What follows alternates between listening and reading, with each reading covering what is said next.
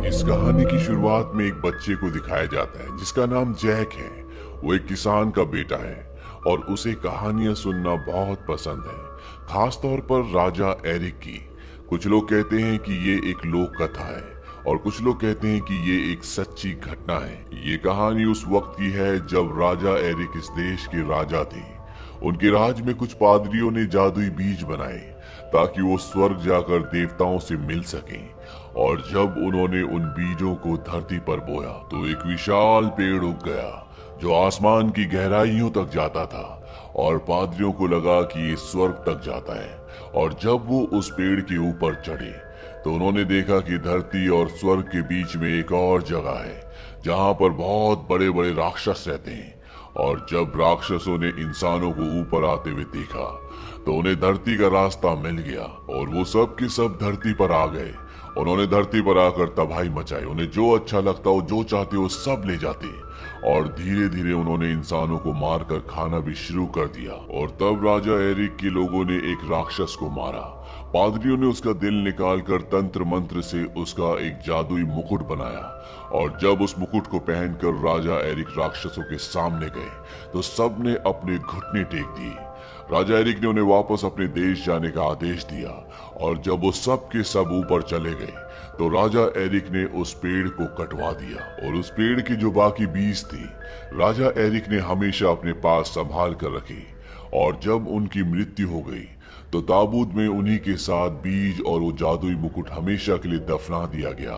ये कहानी न सिर्फ जैक को बल्कि राजकुमारी इजाबेल को भी बहुत पसंद है। उसकी माँ हमेशा उसे ये कहानी सुनाती है और वो खुद राजा एरिक के वंश की है। धीरे धीरे वक्त बीतता है और आज पूरे 10 साल बाद जैक जवान हो चुका है। वो शहर में अपनी घोड़ा गाड़ी बेचने के लिए जाता है और जब वो शहर में होता है तभी वो देखता है कि वहां पर राजा एरिक का प्ले चल रहा है। वो प्ले देखने के लिए अंदर चला जाता है। यहाँ पर एक और लड़की होती है और ये लड़की कोई और नहीं बल्कि राजकुमारी इजाबेल होती है जो अपना भेष बदलकर यहाँ भीड़ में खड़ी है। किसी को नहीं पता कि राजकुमारी है। और तभी वहाँ पर कुछ लोग राजकुमारी के साथ छेड़ाखानी करना शुरू कर देते हैं। जैक उसे बचाने के लिए जाता है। उनमें से एक आदमी जैक के मुंह पर पंच मारता है। जैक खड़ा होकर उन सब को धमकी देता है और वो सब के सब अपने घुटनों पर आ जाते हैं। जैक को लगता है कि वो लोग उससे डर गए, लेकिन पीछे राजकुमारी के लोग यानी कि शाही लोग आ गए होते हैं, इसीलिए सब के सब अपने घुटनों पर आ जाते हैं। और इसके बाद राजकुमारी उनके साथ बैठकर वहां से चली जाती है। वहीं दूसरी तरफ महल में लॉर्ड रेड्रिक को दिखाया जाता है जिसके साथ राजा राजकुमारी की शादी करना चाहते हैं। हालांकि राजकुमारी इजाबेल उससे शादी नहीं करना चाहती। जब लॉर्ड रेड्रिक अपने स्टडी रूम में आते हैं तो वो देखते हैं कि सारा सामान इधर उधर पड़ा है और वो समझ जाते हैं कि यहाँ पर किसी ने चोरी की है। और वो चारों तरफ देखते हैं। उन्हें मिट्टी के गमले में मुकुट मिल जाता है और ये वही मुकुट है जो आज से कई 100 साल पहले राजा एरिक ने बनाया था, जिससे उन्होंने सारे राक्षसों को वापस उनकी दुनिया में भेज दिया था। लेकिन यहाँ से एक चीज जो उन्होंने किताब के अंदर रखी थी वो गायब है। और वो अपने सैनिक को बोलते कि जाओ शहर के सारे दरवाजे बंद कर दो और उस पादरी को ढूंढो। वहीं शहर में दिखाया जाता है कि जब जैक अपने घोड़े को बेचने की कोशिश कर रहा होता है तो उसके पास एक पादरी आता है। वो कहते हैं कि मुझे तुम्हारा घोड़ा चाहिए। जैक कहता है कि पादरियों के पास पैसे नहीं होते। वो पादरी जैक को कुछ बीज देता है और दूसरे पादरी का नाम बताता है। वो कहता है इन बीजों को उन्हें दे देना और तुम्हारे पैसे तुम्हें मिल जाएंगे। जैक कहता है कि बीजों के बदले पैसे कौन देता है। वो पादरी उसे बताते हैं कि ये बीज इतने शक्तिशाली हैं कि ये पूरी दुनिया को बदल सकते हैं। किसी भी हालत में इन्हें खोना मत और ना इन्हें भीगने देना। और इसके बाद वो जैक का घोड़ा लेकर वहां से निकल जाते हैं। हालांकि रॉड्रिक के लोग उसे पकड़ लेते हैं। वहीं जैक जब घर जाता है तो उसके अंकल उसे बहुत गुस्सा करते हैं। वो कहते हैं कि उस पादरी ने तुम्हें पागल बनाया, घोड़े के बदले तुमने कुछ बीज ले लिए। और वो सारे के सारे बीज नीचे गिरा देते हैं। और जब जैक बीज उठा रहा होता है तो एक बीज लकड़ी के छेद से अंदर चला जाता है। जैक को ये पता नहीं चलता। उसके अंकल चले जाते हैं। रात को यहाँ पर बहुत बारिश होती है और तभी घोड़े में राजकुमारी इसी तरफ आ रही होती है। दरअसल वो अपने पिता से लड़कर महल से निकल गई होती है क्योंकि उसके पिता उसकी शादी रॉड्रिक से करवाना चाहते हैं, जबकि वो रॉड्रिक से शादी नहीं करना चाहती। बारिश की वजह से वो इस लकड़ी के घर में आसरा लेने के लिए आ जाती है। जैक उसे पहचान लेता है और ये दोनों जब बातें कर रहे होते हैं तभी बारिश का पानी लकड़ी के उसी छेद के अंदर से उस बीज तक चला जाता है जो बीज जैक को पादरी ने दिए थे और कहा था कि इसे पानी से बचा कर रखना। और जैसे ही उस बीज में पानी लगता है वहां पर पेड़ उगना शुरू हो जाता है। और क्योंकि पेड़ घर के नीचे से उगना शुरू होता है इसीलिए घर भी पेड़ के साथ ऊपर उठना शुरू हो जाता है। राजकुमारी अंदर फंस जाती है। हालांकि जैक उसे बचाने की कोशिश भी करता है लेकिन राजकुमारी उस घर के साथ पेड़ के साथ ऊपर आसमान की गहराइयों में चली जाती है। अगली सुबह यहाँ पर राजा आते हैं और वो देखते हैं कि यहाँ पर एक ऐसा पेड़ है जो आसमान की गहराइयों में बादलों से भी ऊपर जा रहा है जिसका कोई अंत नहीं दिख रहा। और जैक उन्हें सारी बात बता देता है। राजा अपना एक दस्ता तैयार करते हैं और कहते हैं कि जाओ मेरी बेटी को बचा कर लाओ। इस दस्ते में रॉड्रिक भी जाता है। वो कहता है कि मैं अपनी मंगेतर को बचाकर उसे साबित करना चाहता हूँ कि मैं उसकी कितनी परवाह करता हूँ। जैक कहता है कि मैं भी जाना चाहता हूँ और जैक को भी इस दस्ते में शामिल कर लिया जाता है। और जब ये सब के सब पेड़ के जरिए ऊपर आसमान की गहराइयों में जा रहे होते हैं तो रॉड्रिक जानबूझकर रस्सी काट देता है जिसकी वजह से कुछ नाइट्स ऊपर से नीचे गिर जाते हैं जिनकी मृत्यु हो जाती है। और अब ये सब के सब वहां पहुंच जाते हैं जो जगह धरती और स्वर्ग के बीच में जहां पर राक्षस रहते हैं। और वहां पहुंचने के बाद रॉड्रिक जैक से कहता है कि मुझे पता है कि तुम्हारे पास वो जादुई बीज है, वो मुझे वापस दे दो। हालांकि जैक नहीं देना चाहता लेकिन रॉड्रिक चाकू की नोक पर उससे वो बीज ले लेता है। लेकिन फिर भी जैक एक बीज अपने पास बचा लेता है। इसके बाद ये तीन तीन के दो ग्रुप्स में बढ़ जाते हैं क्योंकि इन्हें पता है कि चारों तरफ जान का खतरा है। और जिस ग्रुप में जैक होता है उनके सामने एक बहुत बड़ा राक्षस आता है और वो जैक के दोनों साथियों को पकड़कर अपने साथ ले जाता है। जैक उसका पीछा कर रहा है क्योंकि उसे किसी भी हालत में राजकुमारी तक पहुंचना है और वो जानता है कि राक्षस जहां पर उसके साथियों को ले जा रहा है राजकुमारी भी वहीं है। वहीं दूसरी तरफ रॉड्रिक और उसके दो साथियों को दिखाया जाता है। इन दोनों में से एक को रॉड्रिक ऊपर पहाड़ से नीचे जमीन पर फेंक देता है क्योंकि ये उसका आदमी नहीं होता बल्कि राजा का आदमी होता है। और तभी इन दोनों के सामने एक राक्षस आ जाता है और वो रॉड्रिक के आदमी को उसी के सामने मार देता है। और इसके बाद वो रॉड्रिक को भी मारने वाला होता है। ये तभी रॉड्रिक अपने बैग से एक ताज निकालता है और ये ताज वही ताज होता है जो आज से कई 100 साल पहले राजा एरिक ने बनवाया था। और इसे बनाया गया था एक राक्षस के दिल से। इसमें तंत्र और मंत्र की शक्ति भी है और जिसके पास ये ताज होगा सभी राक्षस उसका कहना मानेंगे। रॉड्रिक उस जगह पहुंच जाता है जहां पर बहुत सारे राक्षस हैं, जहां पर राजकुमारी है और साथ ही साथ जैक के दो साथियों में से एक साथी जिसका नाम एलमोंट है जिसे राक्षस ने पकड़ लिया था वो यहाँ पर है। उसके दूसरे साथी को राक्षस ने मार दिया होता है। और अब जब रॉड्रिक यहाँ पर ताज पहन कर आता है तो यहाँ पर जितने भी राक्षस होते हैं वो सब के सब अपने घुटनों के बल आ जाते हैं। और इनका जो सरदार होता है रॉड्रिक उसे भी झुकने के लिए कहता है और वो भी उसके सामने झुक जाता है। रॉड्रिक उसके सिर पर पैर रखकर सिंहासन पर बैठ जाता है और वो कहता है कि मैं अब तुम्हारा नया राजा हूँ और अब हम धरती पर जाएंगे और एक एक करके हम पूरी दुनिया को गुलाम बना लेंगे। अब राजकुमारी को और उसके साथ जो योद्धा होता है इन दोनों को एक राक्षस अपने किचन में ले जाता है और वो उस योद्धा को जो राजकुमारी के साथ होता है उसे तंदूर में भुनने वाला होता है कि तभी वहां पर जैक आ जाता है। और इससे पहले कि वो उसे मार देता जैक ऊपर से उसी का एक बड़ा चाकू लेकर उसके ऊपर कूद जाता है और वो चाकू राक्षस की पीठ पर गड़ जाता है। राक्षस की मृत्यु हो जाती है और इस तरह से जैक राजा के उस योद्धा को बचा लेता है। और इसके बाद ये तीनों की तीनों यहाँ से निकल जाते हैं और ये उस जगह पहुंच जाते हैं जहाँ पर ये पेड़ के जरिए नीचे धरती तक जा सकते हैं। लेकिन यहाँ पर एक बहुत विशाल राक्षस सोया होता है और उसे हटाए बिना ये यहाँ से नहीं जा सकते।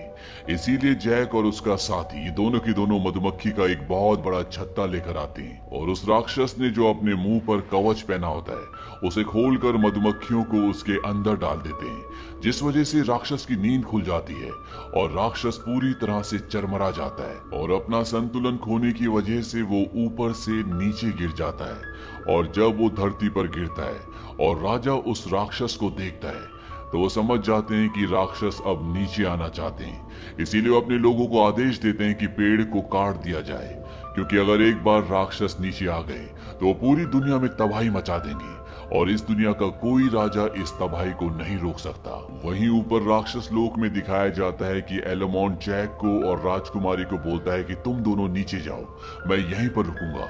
मैं किसी भी तरह से रॉड्रिक को रोकना चाहता हूँ, क्योंकि अगर वो धरती पर पहुंच गया तो बहुत तबाही मचाएगा। और एलमॉन्ट यहीं पर रुक जाता है। राजकुमारी और जैक पेड़ से नीचे उतरना शुरू कर देते हैं।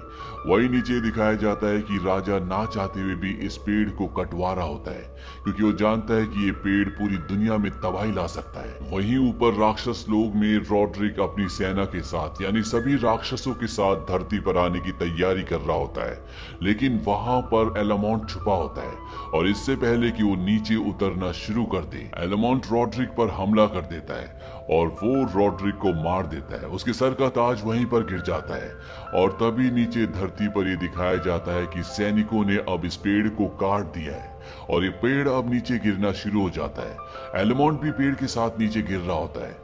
वही राजकुमारी और जैक भी पेड़ पर होते हैं और वो भी इस पेड़ के साथ गिरना शुरू हो जाते हैं, लेकिन ये तीनों के तीनों बच जाते हैं। और ऊपर राक्षस लोक में जो ताज रॉड्रिक के पास था, अब वो वहां के सेनापति के पास होता है। वो उसे अपनी अंगूठी में पहन लेता है और यहाँ पर जितने भी राक्षस होते हैं अब उसे अपना राजा मान लेते हैं। लेकिन ये धरती पर नहीं जा सकते क्योंकि पेड़ कट चुका है।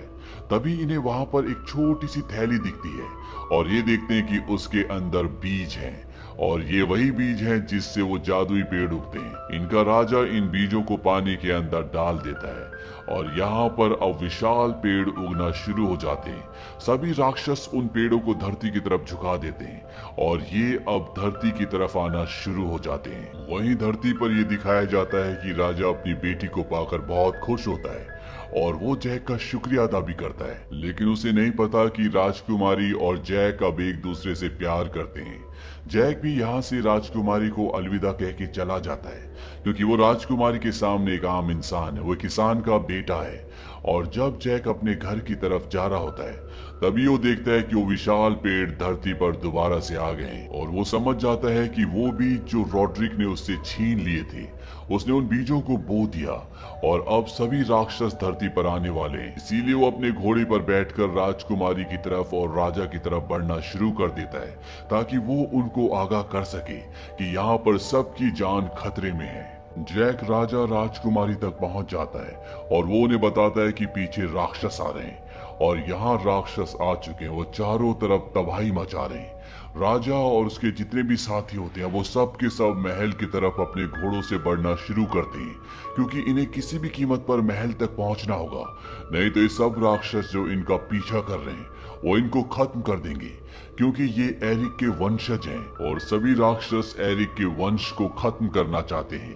क्योंकि पिछली बार जब ये धरती पर आए थे तो उसी ने ताज पहनकर इन सब को यहाँ से वापस भेज दिया था, लेकिन इससे पहले कि राक्षस इन सब तक पहुंच पाते ये सब के सब महल के अंदर पहुंच जाते हैं। लेकिन जैक अभी भी पीछे होता है और जिस रास्ते से जिस लकड़ी के पुल से सब के सब महल के अंदर आए एलमॉन्ट उसे ऊपर खींचने का आदेश देता है, लेकिन इससे पहले कि वो पूरी तरह से ऊपर आता जैक उस पार आ जाता है। लेकिन उसे पकड़ने के लिए इन राक्षसों का जो राजा होता है जिसके 2 सिर हैं और जिसने अपनी उंगली में ताज को अंगूठी बनाकर पहना हुआ है, वो उस पर लटक जाता है। एलमॉन्ट सैनिकों को तीर चलाने के लिए कहता है और वो लगातार उस पर तीर चलाते हैं, जिससे वो पानी में गिर जाता है। पानी में चारों तरफ आग है, इसीलिए वो पानी के ऊपर से नहीं आ सकता, बल्कि वो पानी के अंदर ही कोई दूसरा रास्ता ढूंढना शुरू कर देता है। यहाँ पर दरवाजा बंद किया जा रहा होता है, लेकिन तभी राक्षस दरवाजे पर लंगर डाल देते हैं और रस्सियों के सहारे दरवाजे को नीचे खींचना शुरू कर देते हैं। अंदर से राजा के लोग दरवाजे को अंदर की तरफ खींच रहे होते हैं और बाहर से राक्षस इसे बाहर की तरफ, और साथ ही साथ वो जलते हुए पेड़ महल के अंदर फेंकना शुरू कर देते हैं। इनमें से एक राक्षस के पास गुलेल भी होती है और उस गुलेल से जब वो किसी पर निशाना लगाता है तो वो दीवार वो चीज चकनाचूर हो जाती है और राजा समझ जाता है कि इन्हें रोकना अब नामुमकिन है। वो अपनी बेटी इजाबेल को बोलता है कि तुम हमारी बैठक में जाओ, वहां पर एक खुफिया रास्ता है जो तुम्हें एक टावर तक ले जाएगा। वहां पर एक मशाल होगी, उस मशाल को जला देना, इससे आसपास के सभी राज्य खबरदार हो जाएंगे और अब राजकुमारी इजाबेल और जैक उस मशाल को जलाने के लिए निकल पड़ते हैं। और जब वो महल के अंदर से मशाल की तरफ बढ़ रहे होते हैं तभी नीचे से जमीन फटना शुरू हो जाती है, क्योंकि जो राक्षस पानी के अंदर गिरा था, जो सभी राक्षसों का राजा है, जिसके हाथ में अंगूठी है यानी कि वो ताज है, वो नीचे से ऊपर आना शुरू कर देता है और वो इन दोनों पर हमला करता है। वो इन दोनों को पकड़ लेता है और जब वो जैक को खाने वाला होता है कि तभी जैक अपने गले के लॉकेट से उस आखिरी जादुई बीज को निकालता है जो उसने छुपा लिया था, जो उसने रॉड्रिक को नहीं दिया था। और इससे पहले कि वो राक्षस उसे खाता, वो बीज उसके पेट के अंदर डाल देता है और जैसे बीज उसके पेट के अंदर जाता है उसे कुछ होना शुरू हो जाता है। वो इन दोनों को छोड़ देता है और अब उसके पेट में वो पेड़ उगना शुरू हो जाता है, जिसकी वजह से उसके शरीर के टुकड़े टुकड़े हो जाते हैं और जैक के सामने उसका हाथ आकर गिरता है जिसमें वही जादुई ताज है जो कि एक राक्षस के दिल से जादू तंत्र मंत्र से बनाया था। और जिसके पास ये ताज होगा सभी राक्षस उसे अपना राजा मानेंगे, उसका कहना मानेंगे। वही महल के अंदर दिखाया जाता है कि राक्षस अंदर पहुंच चुके हैं और उनके सामने राजा और पूरी सेना होती है और सबको अब यकीन हो चुका है कि उनका अंत सामने है। लेकिन तभी ये सब के सब अपने घुटनों पर आ जाते हैं, किसी को कुछ समझ में नहीं आता। एलमोंड कहता है कि शायद मेरे पीछे कोई है। उसके पीछे जैक होता है जिसके हाथ में वो ताज है और उसी ताज को देखकर ये सारे राक्षस अपने घुटनों पर आ गए होते हैं। वो उस ताज को अपने सिर पर पहन लेता है और इसके बाद वो सभी राक्षसों को आदेश देता है कि वो अपने देश, अपनी दुनिया में वापस चले जाएं। और उनके जाने के बाद इन सभी पेड़ों को काट दिया जाता है जिससे इनकी दुनिया यानी कि राक्षसों की दुनिया तक पहुंचा जा सकता है। और अंत में ये दिखाया जाता है कि जैक की और राजकुमारी की शादी हो गई। इनके 2 बच्चे हैं, जैक जिन्हें राक्षसों की वही कहानी सुनाता है जो उनके साथ आप बीती हुई थी। बच्चे पूछते हैं कि फिर उस ताज का क्या हुआ। जैक बताता है कि वो ताज आज भी सुरक्षित है। दरअसल उस ताज को एक शानदार ताज में बदल दिया होता है।